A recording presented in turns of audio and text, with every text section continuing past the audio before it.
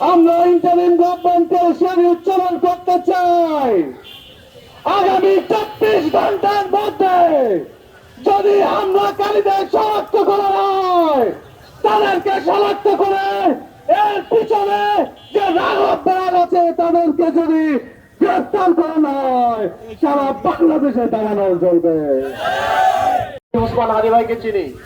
শরীফ ওসমান হাদি ভাইয়ের যে সংগ্রাম, সেই সংগ্রাম মূলত আমাদের সংগ্রাম, সেই সংগ্রাম মূলত জুলাইয়ের সংগ্রাম। আজকে যারা শরীফ ওসমান হাদি ভাইয়ের উপর আক্রমণ করে তার কণ্ঠস্বরকে থামিয়ে দিতে চায়, তাদেরকে আমরা স্পষ্টভাবে বলতে চাই, একটি কণ্ঠস্বর থামিয়ে দেওয়ার চেষ্টা করা হলে আজকে আমরা দেখেছি বিক্ষুব্ধ জনতা ঢাকা বিশ্ববিদ্যালয়ে নেমে এসেছে। আমরা স্পষ্টভাবে বলতে চাই, যারা এ ধরনের ষড়যন্ত্রের সাথে জড়িত, এই ইন্টারিম সরকারকে দ্রুত সময়ের ভেতরে তাদেরকে চিহ্নিত করে গ্রেপ্তারের আওতায় যদি না আনা হয়, তাহলে এই সরকার যেই জীবন মান এবং জনতার যেই সিকিউরিটি সেটি নিশ্চিত করতে ব্যর্থ হয়েছে বলে প্রমাণিত হবে।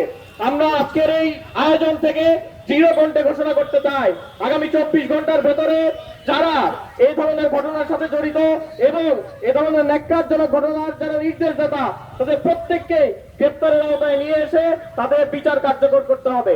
একই সাথে আমরা শরীফ ওসমান হাদি ভাইয়ের সুস্থতার জন্য আমরা আল্লাহর কাছে প্রার্থনা করছি, যাতে করে তার যে সংগ্রাম, সেই সংগ্রাম আমাদের সাথে মিলিত হয়ে সুন্দর বাংলাদেশ করার যে স্বপ্ন আমরা দেখেছি একসাথে, সেই সংগ্রামে আমরা সকলে আবার একসাথে লড়তে পারি।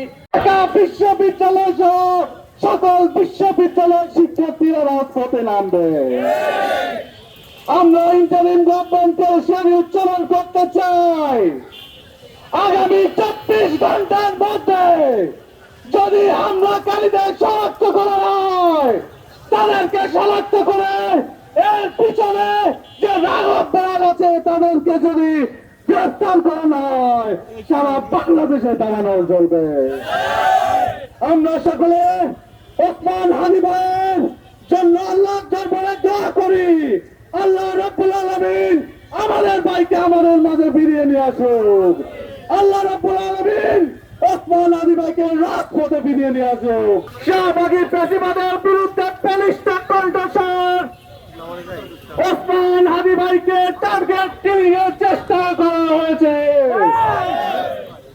শরীফ ওসমান হাদি শুধু একজন ব্যক্তি নয়, শরীফ ওসমান হাদি আমাদের জুলাইয়ের যোদ্ধা। আমাদের জুলাইয়ের যোদ্ধাকে হত্যার চেষ্টা করার মাধ্যমে এই বাংলাদেশকে ব্যর্থ রাষ্ট্রে পরিণত করার ষড়যন্ত্র হয়েছে। আমরা পতিত স্বৈরাচারের বিভিন্ন অপচেষ্টা লক্ষ্য করছি। নতুন বাংলাদেশকে আমরা গণতান্ত্রিক প্রক্রিয়ার মাধ্যমে, তফসিল ঘোষণার মাধ্যমে আগামী দিনে আমরা যখনই এগিয়ে যেতে চাচ্ছিলাম, সেই সময় আমাদের জুলাই যোদ্ধা ওসমান হাদির উপর এইরকম আক্রমণ প্রমাণ করে এই বাংলাদেশকে বারবার ব্যর্থ রাষ্ট্রে পরিণত করার চক্রান্ত চলছে।